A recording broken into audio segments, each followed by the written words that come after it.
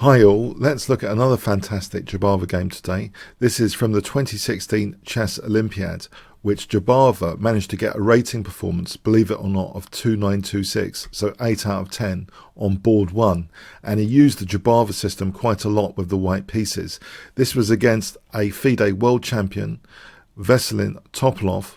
So let's have a look at this key game, which Jobava himself considers one of his best performances at the Olympiad. So d4, Topalov plays knight f6, knight c3, d5, and now this bishop f4. So the Jobava London system against a mighty world chess champion, Topalov. We have e6. So not falling into the idea of tempo gains if the bishop goes outside of the pawn chain. What could possibly be a downside of this? Surely not knight b5. In fact, this is what is played.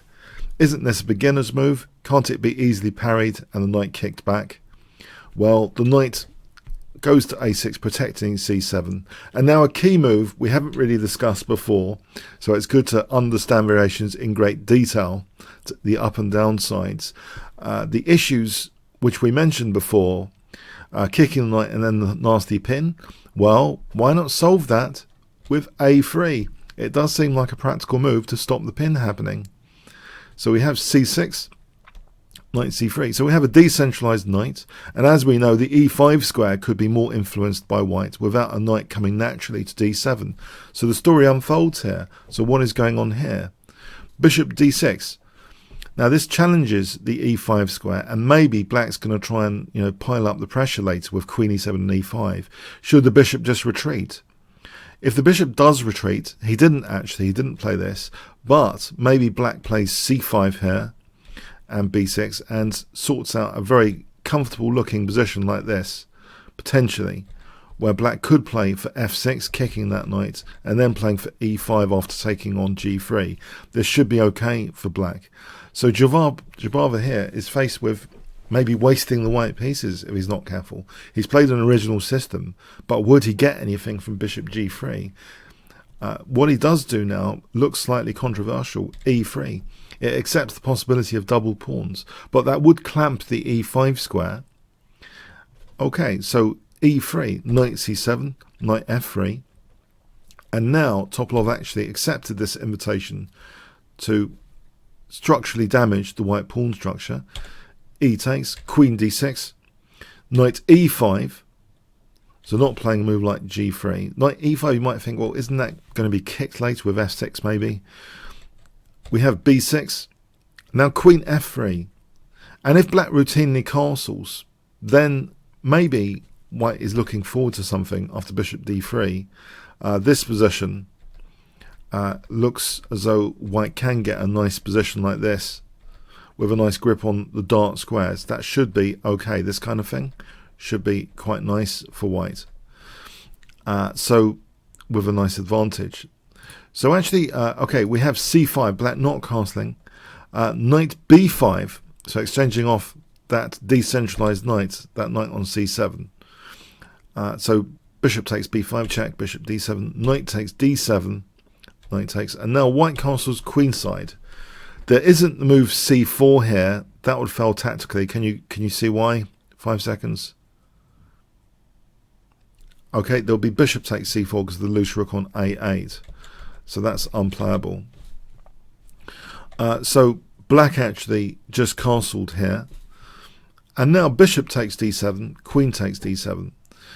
So the situation here looks as though it's simplified. White surely hasn't got much of an edge here. In fact, white's the one with damaged pawns. Well, the beauty of this position is f5, dissolving the double pawns. Queen e7. On e takes, that could end up with black having a bad position like this. Structurally, black is much more diced. Look, 3 pawn islands. Well, not an island there, but these two. 3-1 pawn majority is critical as well. So on c4 here, then f6 is quite dangerous. For example, like this, white could end up with a nice advantage. For example, like this. Black's on the defensive. So, okay. So after f5, we have queen e7, rook h e1, c takes, rook takes, queen f6, queen f4, rook e8, rook e5, e takes now is played. On a move like h6, queen e3 could start piling up the pressure. For example, like this, with a nice bind on the position. That bind on the e5 square gives white a very pleasant position to work with. For example, like this, it's very, very nice. Okay, but we have e takes, rook takes, and more simplification. And you might think, is this enough to try and win against Vasilin Topalov? g6. If we look at this, the 3-2 pawn majority is a potential big advantage later on. Black hasn't got a pawn majority over here because black has the doubled pawns. And also the dart squares have been slightly compromised here. Are these factors enough for white to at least play for a win? Rook e2, rook d8, queen e5. It does seem like a very, very nice centralized queen. Queen c6.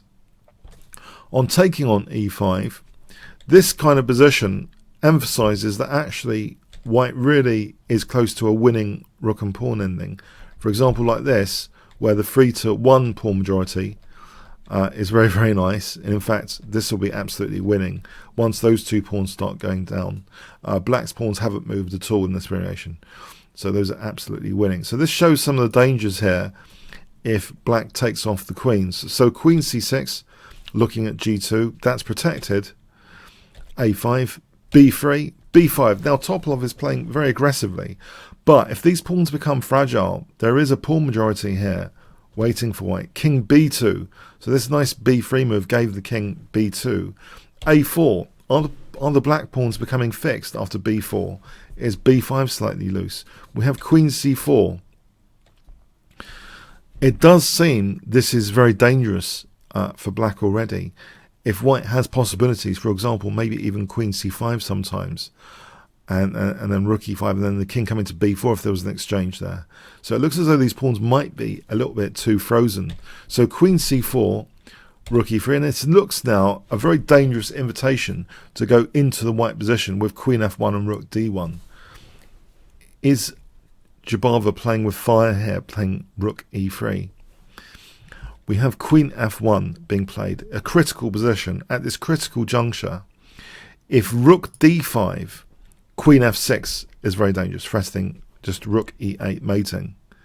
If queen c8, h4 is dangerous. This position becomes extremely dangerous, where white is getting a big advantage. So this is a critical juncture here after rook e3. Go in for the invitation of doubling on the first rank, or something else. Queen d5 could result in this position where c4 is very strong, basically breaking open a passed pawn on the queen side and actually getting that other one. White's pawn is going to be far too fast. Black could end up in a terrible state like this, where it's absolutely hopeless that the passed pawns are absolutely winning for white. So very critical. On queen d5, then just taking sorry, we've said that, queen d5 for c4.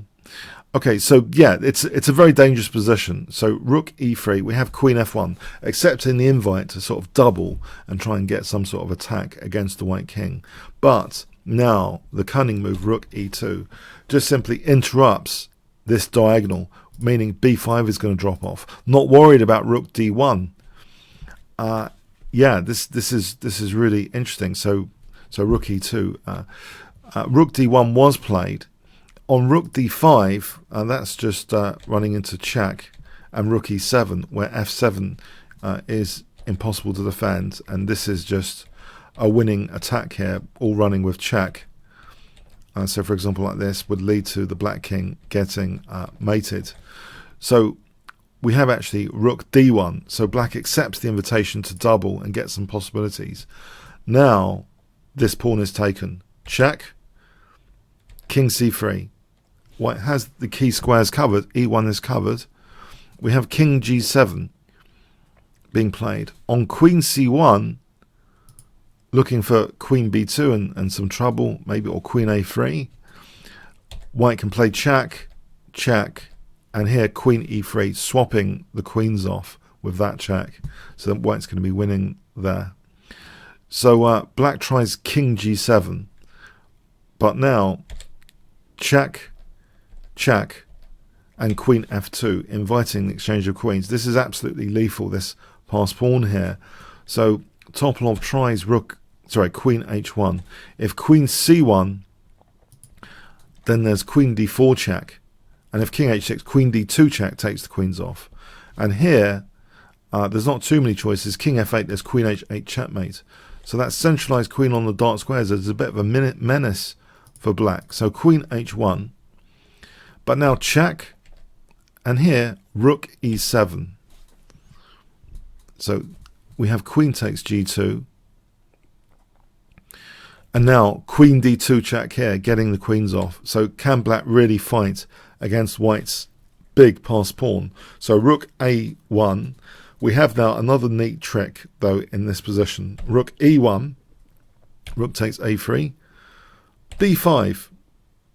And the game ended here. It's actually hopeless for black. This pawn is far too fast and powerful. Topalov had to resign here. If rook a2, rook b1, and then just pushing through with king c3 actually stops rook b2. So here, this pawn's just pushing through now. So this is just hopeless for black. That pawn is triumphing. It's going to be queening.